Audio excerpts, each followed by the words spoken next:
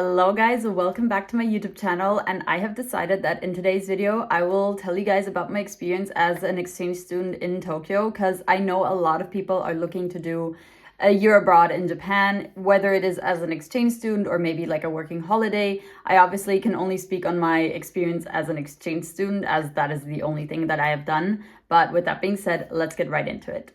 So first things first, I just want to say I don't really have this video planned out. I never really do plan my videos. I just like to go with the flow. In this video, same thing. I just want to share my experience with you guys as if I was talking to a friend.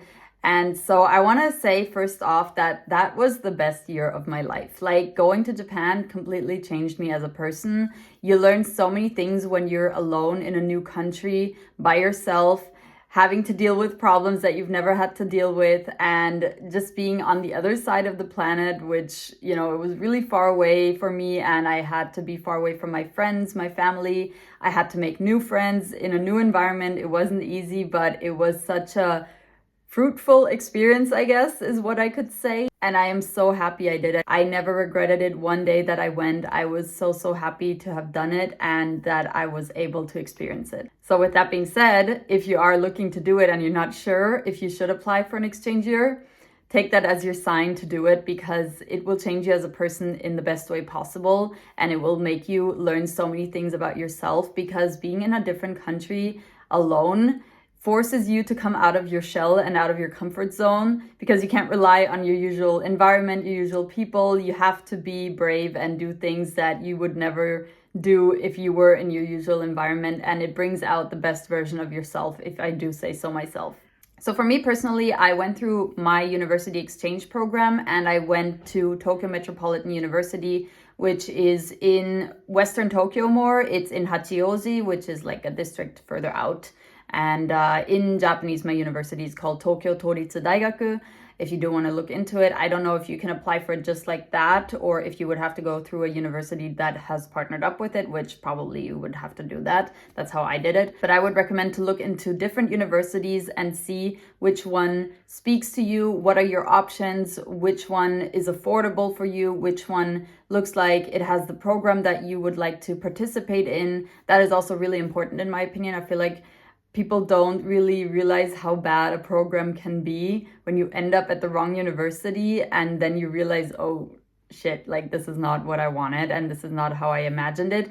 A lot of people just go for the fun and they want to make memories, and I get that, but some people go for the educational part, and some universities just cannot bring a certain level that I at least have expectations of. My university did, thank God, but I know from friends that went to other places that they said that was like really not a good place to be at to study. The program was messy, there was no organization on the university's end, and you don't want to end up in a place like that. So make sure to do your research and see what the university offers. Another thing, obviously, is the whole making friends part. I just had to really make an effort to go out there and introduce myself to new people. I personally lived in an international dorm, so there were international students like myself, but there were also a lot of Japanese people living in that dorm. And I don't want to be this pick-me girl, but I didn't come to Japan to make friends with all the Westerners. I came to Japan to learn about Japan and Japanese culture and make friends in Japan and build a network. So that's what I did. I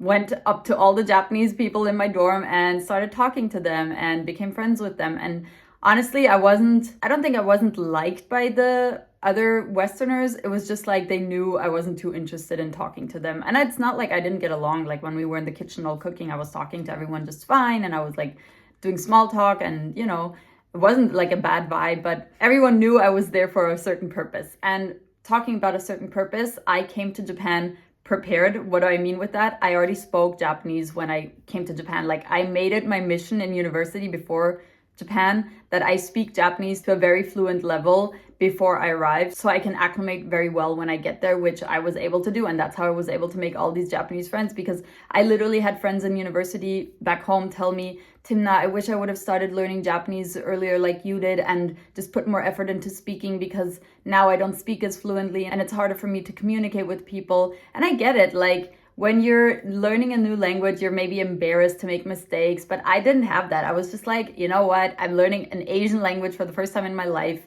I'm gonna make mistakes and you gotta deal with it, and I'm not embarrassed about it. So I just went ahead and practiced a lot, and that's what really helped me become fluent really, really fast. And that way I was able to make friends in Japan right from the start because I wasn't afraid to speak. A few years before that, even though I wasn't very good at it at the beginning, but you know, you learn with time. And then I went to Japan, I made my friends, I built a circle, and I'm still friends with these people till this day. And I'm very, very grateful that I put all those years of effort into it. So if you're watching this and you're thinking of doing an exchange year, put in the effort into speaking Japanese by the time you get there. It doesn't have to be perfect, but to a certain level, at least intermediate, if not higher level. And also make an effort to talk to the local people, like make friends in Japan with Japanese people. That's what you're there for, right? But yeah, sitting down in university and studying and talking to friends before I went to Japan was very, very helpful. So I definitely recommend you guys do that as well if you're looking to do this, and you know, put in the effort, because it will pay off. And then there were other things that I had to get used to, like, you know, paying insurance in Japan, going to the doctor in Japan,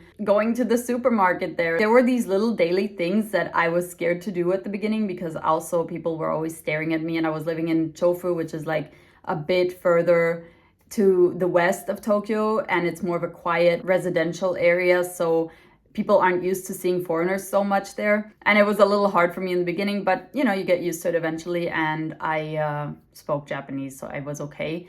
But you know, these little things like going to the doctor might make some people nervous. And it was a bit nerve-wracking in the beginning. I always took a friend with me when I needed to go somewhere, but not really for the translation, just to be there as emotional support more. But you know, you'll kind of navigate through life there, and you'll figure things out as you go. At least that's how it was for me, and I think most people would agree that this is how it goes. You just kind of learn by doing, and sometimes you'll ask friends for help if you need to. And in the case of an exchange student, thank God you don't have to like deal with too complicated things like finding an apartment, which can be really hard for a foreigner. I was assigned to a dorm. I just had to pay the full rent for a whole year right before I went. So I had that done. I didn't have to pay for like electricity or gas or all that. It was already within the price. And then, you know, some other things that you would have to pay for, like key money or deposit fees that can get really expensive in Japan. I was really lucky in that sense that, you know, I didn't have that as an exchange student, but